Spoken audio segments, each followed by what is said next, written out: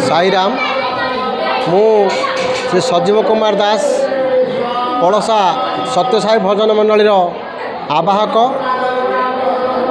वर्तमान आम भजन मंडली कपासिया समिति भद्रक 2 अंडर रे रही एवं आज बाबांकर जन्म शतवार्षिक उत्सव आमर महासमारोह रे पालित होउछि। यही कार्यक्रम बाबांकर रीतिनीति अनुसार आज भोर 4:30 समय ओंकार सुप्रभातम एवं नगर संकीर्तन कार्य शेष होइछि।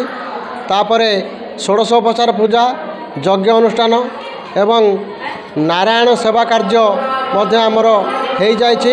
ए वर्ष आमे 33 जन नारायण को सेवा प्रदान करिछु एवं आखपाख अंचल समस्त साई श्रद्धालु माने योगदान करी आज ये परिवेश बहुत सुंदर सरसमय हो पारिछि।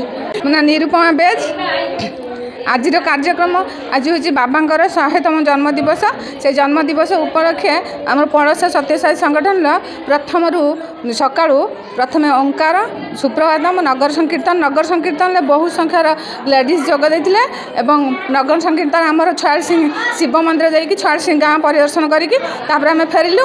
ओम श्री साईराम सत्यसाई बाबांकर 100तम जन्म उत्सव यही 100तम जन्म उत्सव सकाळु नगर परिक्रमा तापर हूँ कलश यात्रा तापर हूँ आमर हूँ बाबांकर 16 उपचार तापर हूँ नारायण सेवा यज्ञ पूर्णाहुति शेष होइछि।